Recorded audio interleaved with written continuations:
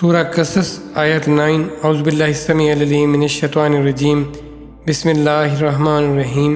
وقالت امرأۃ فرعون، اور فرعون کی بیوی نے کہا قرۃ عین لی، ٹھنڈک میری آنکھوں کے لیے، ولک اور تیرے لیے، لا تقتلوہ، تو قتل نہ کر اسے، ایسا شاید ان ینفعنا کہ وہ نفع پہنچائے ہمیں، او نتخذوہ یا ہم بنا لیں اسے ولدا بیٹا، وہم اور وہ لا یشعرون شعور نہیں رکھتے تھے، حقیقت حال نہیں جانتے تھے۔ اور فرعون کی بیوی نے کہا کہ یہ میری اور تمہاری آنکھوں کی ٹھنڈک ہے، اس کو قتل نہ کرنا، شاید یہ ہمیں فائدہ پہنچائے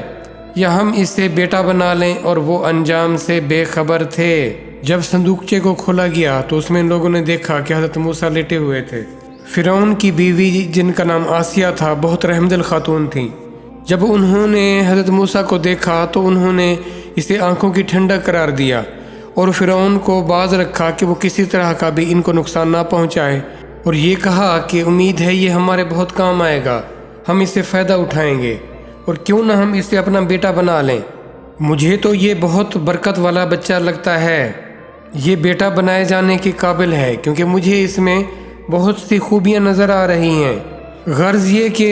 انہوں نے قائل کر لیا فرعون کو، اور فرعون اس کو اپنے محل میں رکھنے کے لیے تیار ہو گیا۔ اب یہ انہیں شعور نہیں تھا، یہ انہیں پتہ ہی نہیں تھا کہ جس کی خاطر اس نے اتنے لڑکوں کو قتل کیا تھا یہ وہی لڑکا ہے، اس کی اور اس کے آدمیوں کی موت اور تباہی اس کے ہاتھوں سے ہونے والی ہے۔ انسان جتنی بھی کوشش کر لے، لاکھ جتن کر لے، جتنی بھی مہلت اس سے مل جائے، بالآخر پلاننگ اللہ ہی کی چلتی ہے۔ انسان کے سارے منصوبے، اس کے خواب، اس کی ساری خواہشیں دھری کی دھری رہ جاتی ہیں۔ کیا ہی اچھا ہو کہ انسان اپنے آپ کو اللہ کے حوالے کر دے، اس کے حکم اور اس کی مرضی کے مطابق جیے، اپنا کوئی فیصلہ، کوئی ایک قدم بھی اس کی مرضی کے خلاف نہ اٹھائے۔ یقیناً اس میں اسی کی کامیابی ہے، کامیابی بھی ایسی کہ جو ہمیشہ کی ہو، اور اس میں کسی طرح کی کوئی ناکامی کا شائبہ تک نہ ہو۔ یہ تبھی ہو سکتا ہے جب انسان حق آشنا ہو، اور اللہ نے انسان پر بہت مہربانی فرمائی،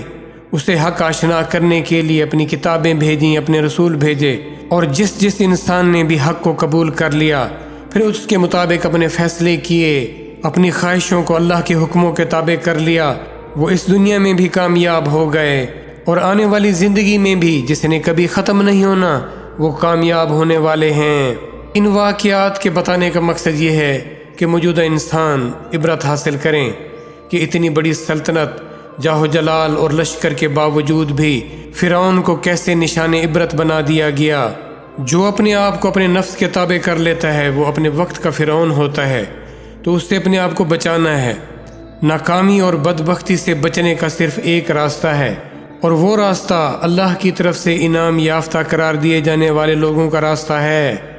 وہ صراط مستقیم ہے جس کو ہم نماز کی ہر رکعت میں مانگتے ہیں۔ اب دیکھنا یہ ہے کیا ہم اسے رسماً، عادتاً، یا بس صرف زبان سے مانگتے ہیں، یا دل سے مانگتے ہیں، اور اس کی تمنا اور اس کی جستجو اور اس کی لگن بھی رکھتے ہیں۔